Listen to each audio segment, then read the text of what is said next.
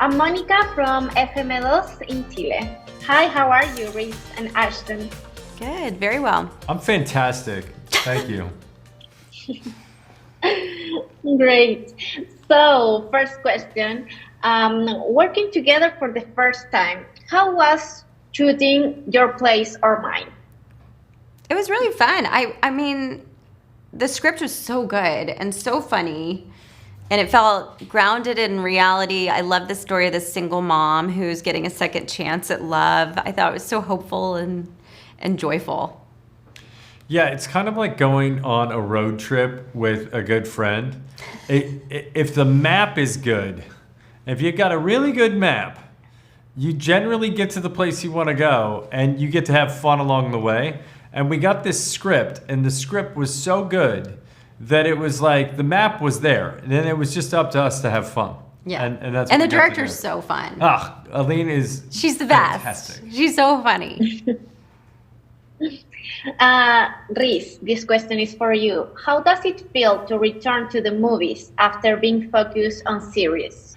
Yeah, it was different. I mean, making movies is much shorter because I've been on TV shows for the past 7 years. And so this was like a much shorter experience. But in a way, I don't know, it was kind of like a return to what I was used to.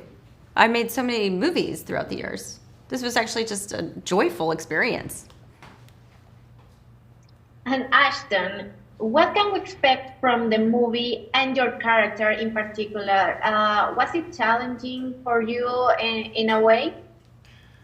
I don't know. It was fun. It was really just fun. And like to Reese's point about how quick it goes, I have been shooting television shows as well, and it's always like this ongoing thing. And there's a funny thing when you're shooting a television show, is like you don't know how the story ends. You don't know how the character is going to evolve. That's right. It's kind of like it's kind of like an amorphous. It's like a whip, like where you don't know what's going to happen at the end of that thing, or whether there's going to be a left turn that you thought it was going to. We actually know exactly what you're getting into, and it was fun. It was fun building a character that had addiction problems, a character that was afraid to take risks, a character that had his own kind of freedom of life and was just responsible for himself, and then going through the shift of going, wait, no, I want something more out of life. Like it was just a fun character to play. And this question is for you both. Which city do you prefer, New York or LA? Oh, that's a good question. I lived in LA for 20 something years. I think LA definitely for me.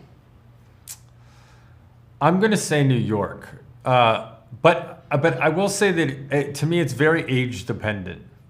I actually think New York is probably the greatest city in the world from when you're like 20 till you're like 35, and then from like 35 to like 45, 50. Yeah. It's probably Los Angeles. Like if you decide to have kids, I think Los Angeles is a much better city to live in.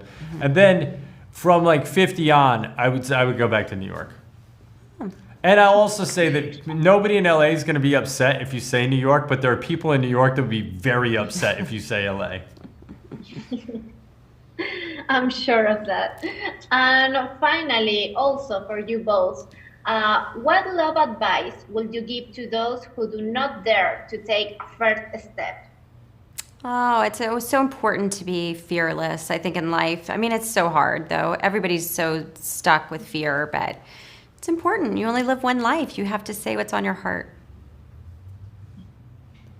Double down. Well, double down. Double down.